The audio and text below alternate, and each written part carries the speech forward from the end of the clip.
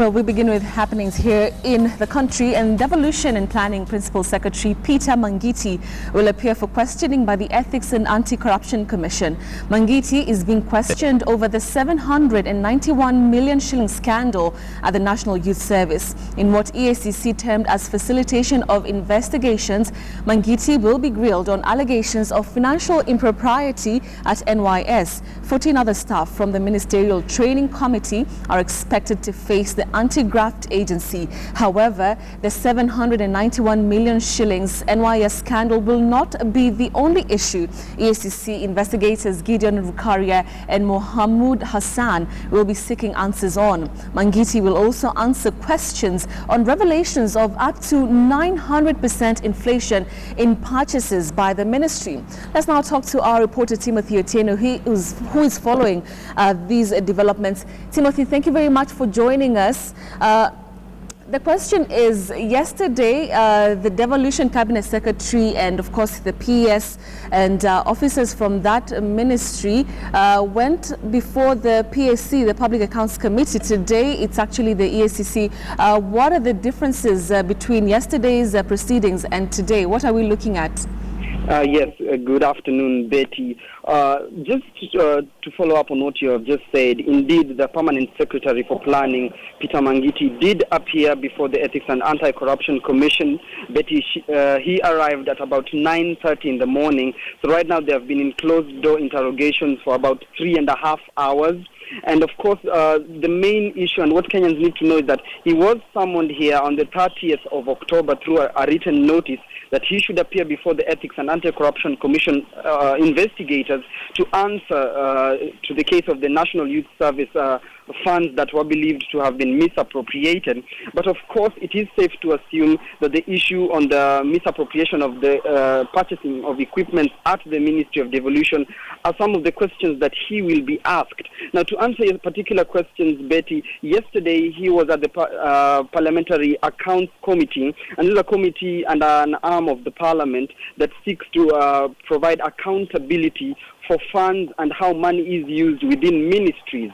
But today's interrogation is about issues on charges. So yesterday's proceedings were, if I could say, it reflects more on the spirit of the Constitution in matters accountability. So the Parliamentary Accounts Committee were grilling them in attempts to see how funds were used, and this is in regards to matters of accountability, which is basically the spirit of the Constitution. But today's interrogation by the Ethics and Anti-Corruption Commission, I could say, is in regards to the letter of the Constitution. Remember, Betty, if you are a senior or any public official is found to have misappropriated or used funds in a way, in a manner that is he or she cannot account for, then there can be leveled criminal charges against them. So that's the difference between these two proceedings, as even the interrogations and the questions proceed inside, Betty. Right. Thank you very much, Timothy Otieno, giving us an update of what's taking place at the Ethics and Anti-Corruption Commission.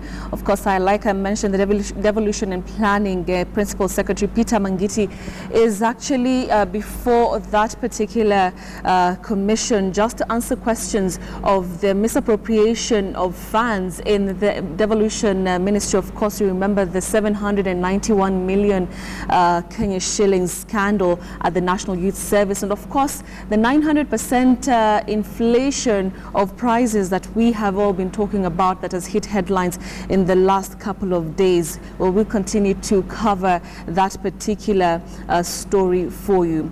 Now, still on the Devolution Ministry, and the Cabinet Secretary Anne Waiguru has denied culpability in the wanton pilferage of public funds at her ministry. Waiguru putting the blame squarely on the Principal Secretary, saying they are the accounting officers of ministries. The Devolution Secretary, in her defense before the Public Accounts Committee, stated that the CS's role does not involve procurement. Waiguru taking refuge in the law. Well, according to the law, the accounting officer for every ministry is a Principal Secretary who also sits on boards of parastatals and is expected to oversee the financial spending of a ministry.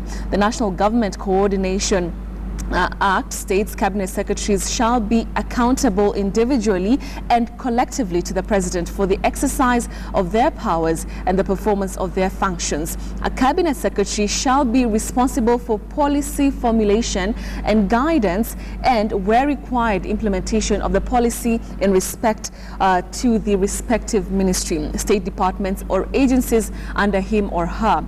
The Public Procurement and Asset Disposal Bill 2014, whose enactment would have easily sent Ms. Waiguru home already, was approved by Cabinet in 2014 and subsequently passed by Parliament. The proposed law sought to hold Cabinet secretaries responsible for financial affairs within their dockets, but it was rejected by the President. Now, Member of Parliament from Murang'a County Jamle Kamau has appealed to Kenyans to wait for the conclusion of investigations against Devolution Cabinet Secretary Anne Waiguru before condemning her over claims of corruption in her ministry. Kigumo Member of Parliament Jamle Kamau said it was vital for proper investigations to be conducted to establish the role of the Cabinet Secretary in the corruption scandals before jumping into conclusions on her guilt. Some reports about Waiguru, a very orchestrated campaign, and at this time the only thing we can say is that we would want proper investigations to be done. Let us hear exactly what her role could have been, if any, because we don't want to go witch hunting. We want to know the exact position with respect to the new revelations by the PAC committee. I believe in Jubilee we do not have the notion of trying to hide people or to do things that will be seen by Kenyans like we are trying to protect some people. I don't think that is there in Jubilee, and actually it is not there. The only thing that we would want to say, and now I'm speaking from my own point of view as the member for Kigumo, is that everybody will be held to account for their own actions, irrespective of whoever they are. If investigations are done and Waiguru is culpable, I think she should face the law just like anybody else. But for now, I think it is a bit too early to jump into conclusions and say she's guilty or not guilty until proper investigations have been done. And the only people who can do these proper investigations are the agencies that have been mandated by government and the Constitution to work on the investigations. Therefore, on the issue of Waiguru, I would just call for there to be investigations so that she's either cleared or she is either vindicated or she's found to have been involved in these things. Then the law will take its own course. The Senate committee hearings on the impeachment of Murang'a Governor Mwangi Wairiye continue today. Well, this is expected to be the last hearing day. We now want to take you straight to the Senate to just get to hear what's happening there right now. Big amount, so if it cannot be accessed, it will delay implementation of other development projects, Mr. Chairman. Perhaps even including an escalation of wage bill, because if that was an amount that had been factored in as projected income and it cannot be accessed, you'd also agree with me that it would also have an impact on the wage bill, especially for goods and services that have already been procured. There is a point of objection. Is there a point of objection? Yes, to counsel. I think the way he's leading the witness seeking opinions, that's not right. He should put matters concerning fact, but not seeking opinions from the witness. Yeah, I think I want to sustain that objection. I think the council is now moving to make suggestions, but like the wage bill and so on, which are really not relevant. I think I allowed you to move on with the style of cross-examination, but I think you are going overboard now. Well taken. I think the point has been made. I'll now give the floor to my learned friend, Mr. Jenga, has a few questions to the controller. 5 minutes. Chairman, I only have about three clarifications that I need from the control of budget. Maybe one, you can confirm for the committee's benefit the exact role of an assembly in the formulation of a budget. Thank you, Mr. Chairman. Mr. Chairman, the County Assembly, as I stated earlier on, is a very important arm of the government, of the county government. Right, those are the proceedings at the Senate, and we now want to cross over to our City Center studio where our Patrick Amimo, who has been following these developments, joins us. Patrick, thank you very much for keeping it here on KTN Newsdesk. We'd like to know maybe the highlights from yesterday's proceedings and what are we expecting today?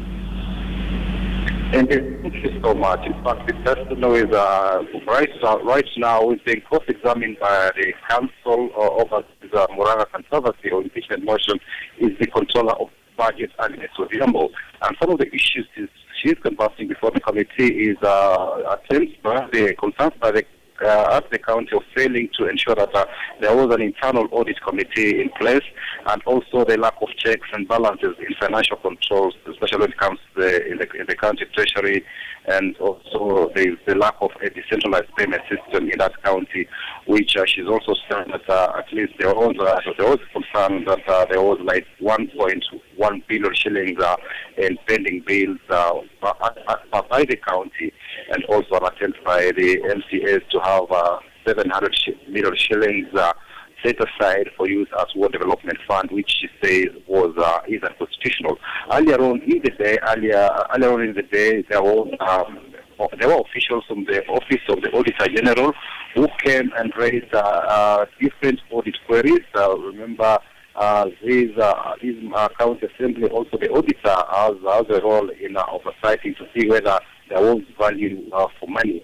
And the officers, the officials who are here from the auditor's office also were concerned about the way the county assembly went ahead and used 28.4 million shillings for Muranga Investment Cooperative Society, which according to them is a private entity and is not a public entity. And they said also these cooperative society is not allowed, is not registered to collect deposit money.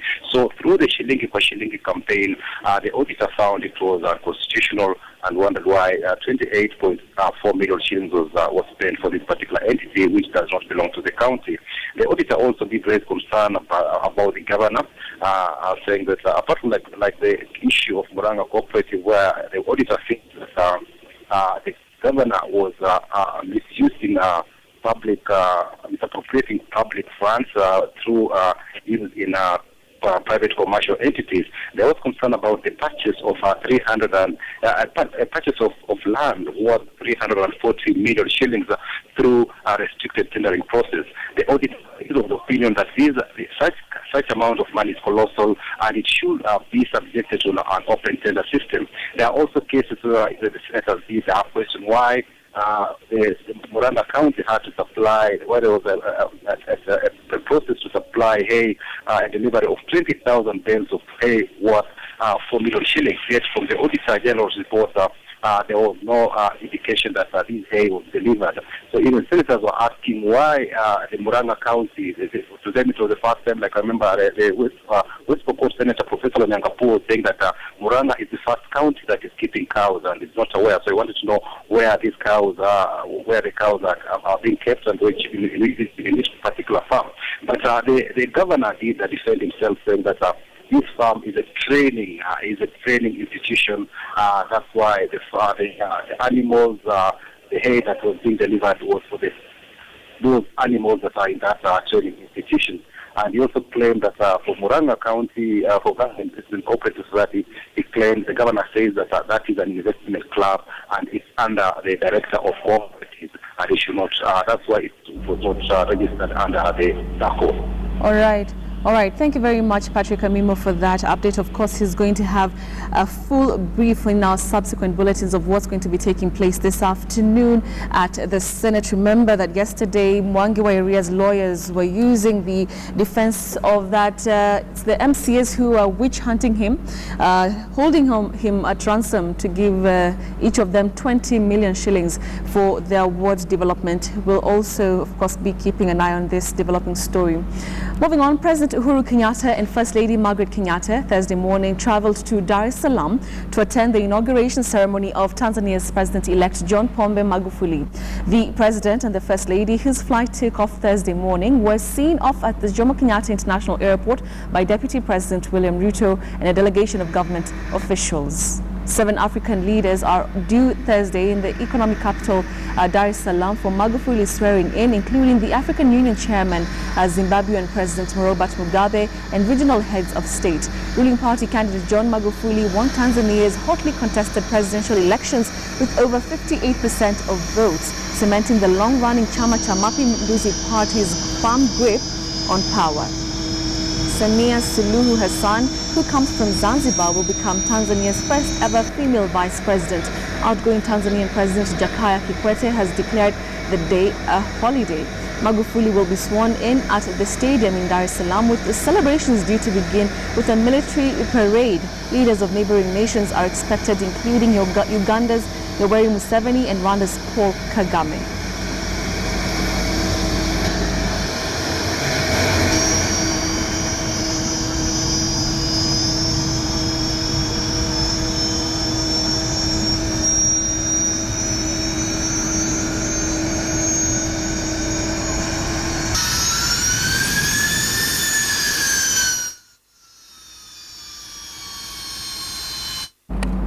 Uganda President Yoweri Museveni is scoffing at the country's opposition, calling them liars.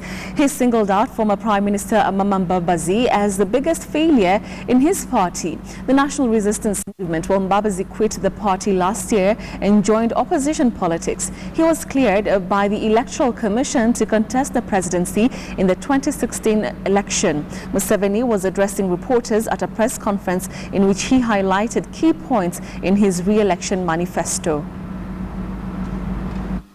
Mbabazi has abandoned work. Well, I dismissed him as the Prime Minister because he was wasting our time. It is true that I dismissed him, and also as Secretary General, because he was not doing his work, and he was bringing MK in our party. His group would go around. Museveni wants to make his son president. My son has never even stood for LC1. They know the constitution of the country, how somebody can be elected as president. Why was that group going around telling lies? So, if I explain to the people of Uganda will see the truth. So, I don't think there will be a tight race, because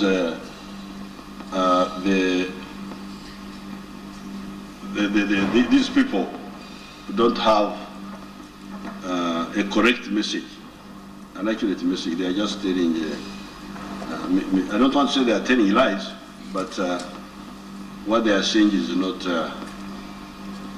correct. Then another one say, go forward. Oh, that's what we have been doing all the time. You are not aware? Bambi, we're moving forward all the time. And you yourself, you say so? That's what God said the other time. Said we are moving forward. I am part of the moving forward. That is part of it. Okay, if you have been part of the moving forward, so where did we move backwards? We have been moving forward. And sometimes we could have moved more forward if you had not confused here and there yourself. Then you hear stories about corruption. They talk about corruption. Who can fight corruption in Uganda except the NRM? Because the NRM is the only one Talina Guya in the Uganda language. There is nobody we fear. There is nobody who cannot touch.